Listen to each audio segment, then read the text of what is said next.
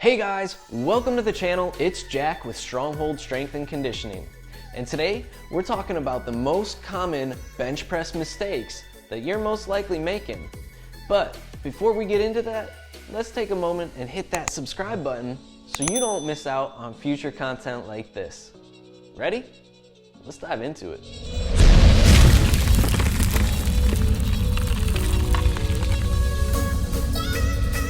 All right guys, the bench press. Pretty straightforward, right? All you do is go lay down on a nice soft padded bench, lift that bar off the rack, bring it down to your chest, push it back up, put it back on the rack, maybe give a little yell in there somewhere. And if you haven't asked somebody recently, how much do you lift, bro? You should be asking that question a little bit more frequently. But in all seriousness, the real question that we should be asking is, how much do you lift, bro, with good form? And today, we're going to be looking at the most common mistakes that you're probably making that are breaking down your technique and most likely eventually going to cause you some injury, because the bench press is also becoming notorious for injured shoulders. And today we're going to talk about why that's happening. So without further ado, let's go ahead and get into this. All right, mistake number one, the actual setup, the height of the rack and the positioning of the bench under the rack. If you're in a squat rack, that is. If you're on a set bench, those are kind of a little bit more limiting. But what we're seeing a lot of times is that the height of the rack is either set too high where the arms are at a full extension, pulling the shoulder blades out of a stable position in order to unrack the bar, and then expecting the body to reestablish that stability. It's not happening. So with the bar too high, we're going to be causing ourselves to actually break our proper setup in the first place. We want to make sure that bar is somewhere where my elbows have a slight bend still to them while my shoulders are retracted and depressed on the bench, nice and firm, with the shoulder at the back of the joint. So we're making sure that we have the stable shoulder and core positioning and the torque that we need through the bench press, but we're not losing it when we go to start the exercise in the first place. Now, if you have a rack that's a little bit more adjustable, fantastic. We just want to make sure we set up with a slight bend at the elbow where there's some room to extend the arms without protracting the shoulders and losing that shoulder positioning. If you don't have that luxury and the bench is already preset for you, what we want to make sure is that you're not setting it up at the highest level where you're not able to reach the bar. You want to make sure that it's at a level where it's lower. So even if that puts you at a little bit of a mechanical disadvantage to begin with, we want to make sure that it's at a point where you can at least keep the scapular positioning. That is the most important thing in that setup. So we're going to set up in that mid-range that's already on there, or even the lower range, and actually have someone assist us with the lift-off. It's as simple as that, rather than setting the bar up too high, trying to unrack and losing my setup altogether. The bench positioning, I want to make sure that when I set up underneath the bar, that the bar lines up somewhere below my chin and in line with my collarbones a little bit. So it should feel like I'm looking past the bar. This is going to allow me enough room to safely bring the bar off the rack and keep my lats engaged, keep my serratus engaged, keep the shoulders in a good position once again, without losing that stability. And then I'm able to safely go through those reps and re-rack without worrying about having to overextend to re-rack that bar. Easy one, number one, pretty quick fix. Just set up a little bit more properly, take the time to get the bar in a good position, and make sure that you're lifting off without losing the core positioning of your body as your setup. Mistake number two, we're going to be looking at the grip. And there's two facets to this. So the first one is going to be the actual grip width on the bar. Where am I setting my hands to grip that bar? The real setup that we want, the ideal setup that we want, is a width that's just wider than shoulder width in most cases. Now, a lot of us actually set up way wider than that. And this is because we lack certain ranges of motion, especially in the bottom positions of our bench press. And if that's the case, mobility work is the way to go to help improve that shoulder range of motion to help improve that bench press. But bringing in the hands is going to allow us to actually generate torque at the shoulder, which is necessary to create stability. When I don't have the torque at the shoulder that I need to handle the load that's actually on the bar, my body creates faux stabilities.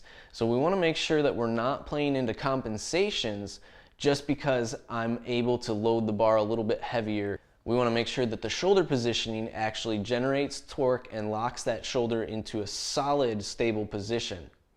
Now the second part of that actually comes down to the grip themselves, so how we're actually holding the bar in our hands. Now, a lot of times you'll see maybe the open grip with the thumbs on the bar or even the thumbs hooking the bar. The second one we see is actually the bar placed too high toward the knuckles or the fingers actually. And then the third one that we see is an over grip position that I like to call it. So I'm actually gripping so far forward that it puts pressure where the bar is sitting more on my thumb than anything else. Now, a lot of the issues with this start with the fact that my hands are going to get beat up, my wrists are going to get beat up if I use these grips to begin with. But aside from that, once again, it comes back to my ability to generate torque at the shoulder joint. If I'm not able to actively bend or break the bar with my grip, which means I need to have the thumb locking over my index and middle finger, and I'm able to actually externally rotate my shoulders as I have that bar in my hands, that's going to be generating the torque off the bar that I need to create stability in my bench press and allow me to actually lift more weight in the long run because I'm building a good structure to work off of.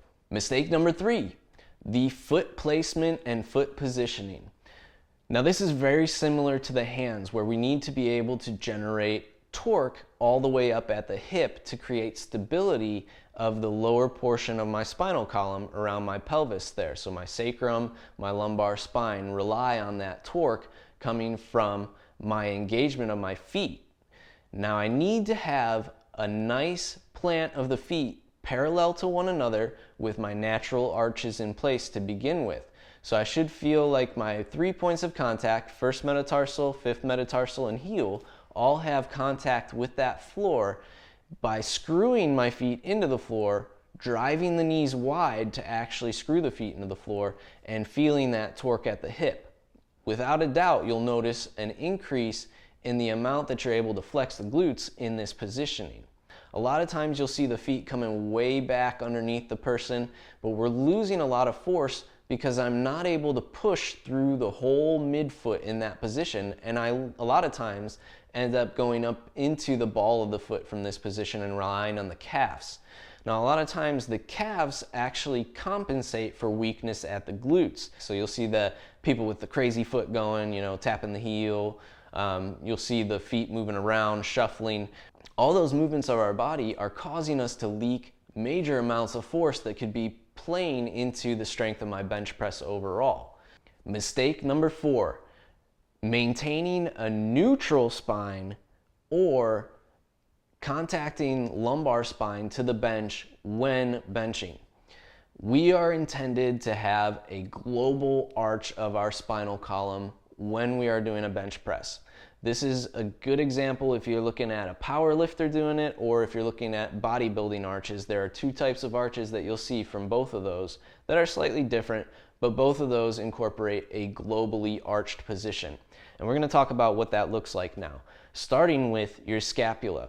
So the very first thing that I need to be able to do, and this is depending upon my thoracic mobility. So if I lack thoracic mobility, this is going to limit my scapular positioning, but I need to be able to retract and depress my scapula to a full extent in order to maximize the torque at my shoulder and the core brace that I'm building.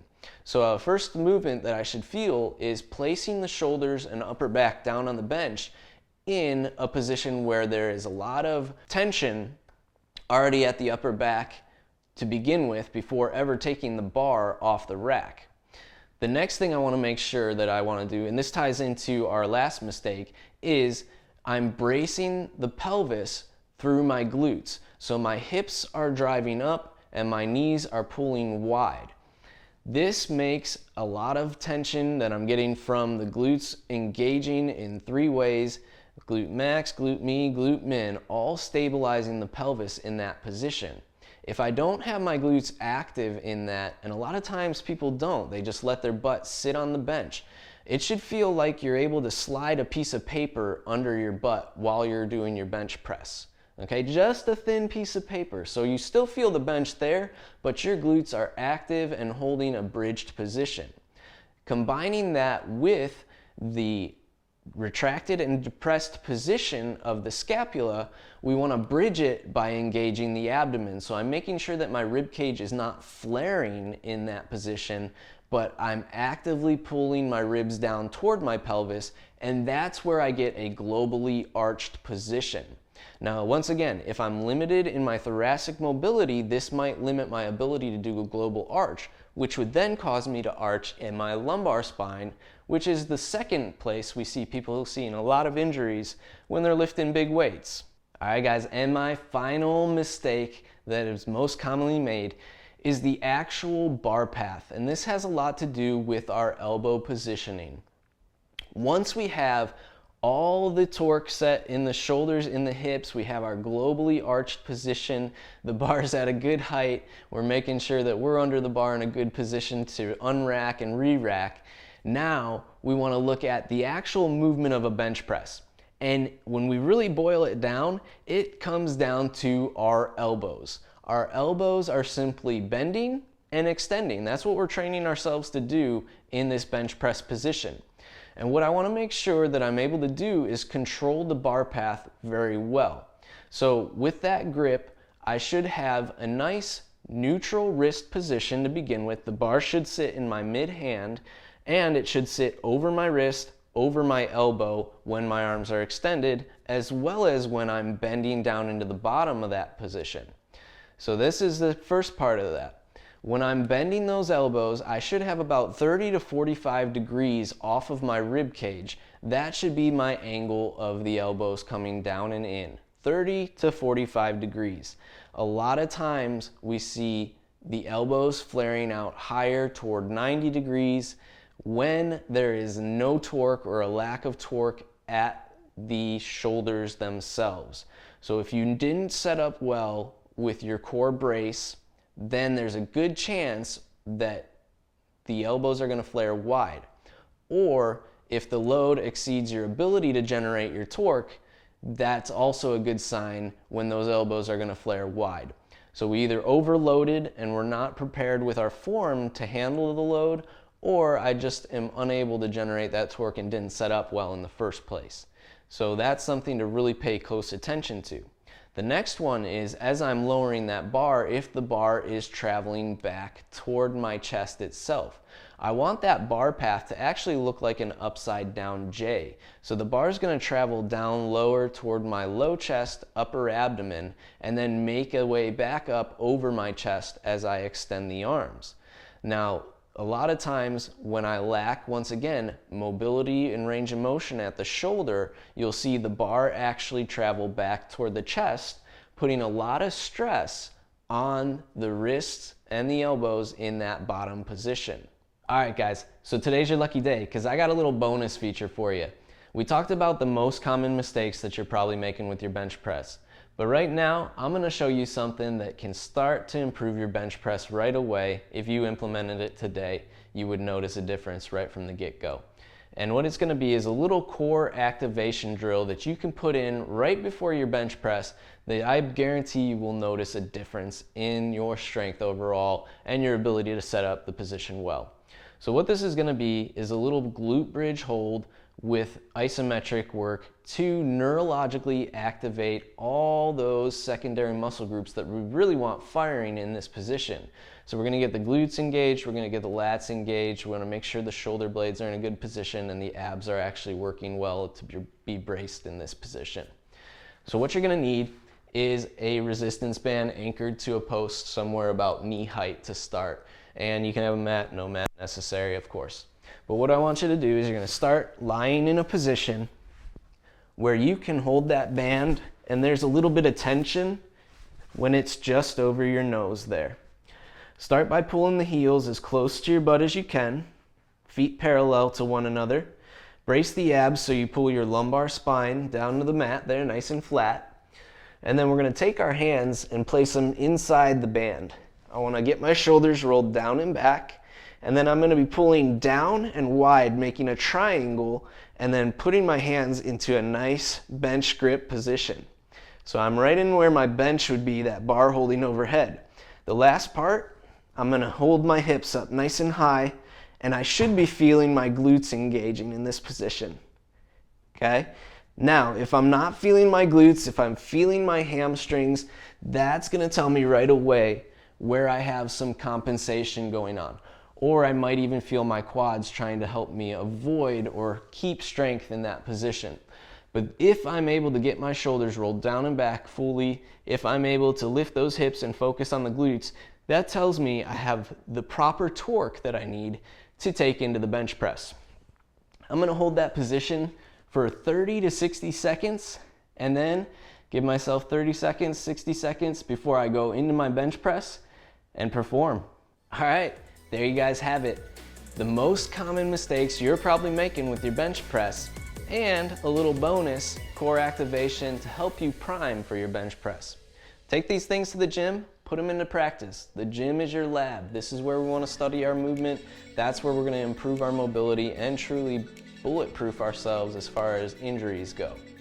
If you guys like this video, make sure you let me know by clicking that button down below, and please share it with a friend. You know they need this help as well. Leave a comment down below. How much do you bench, bro? Just kidding.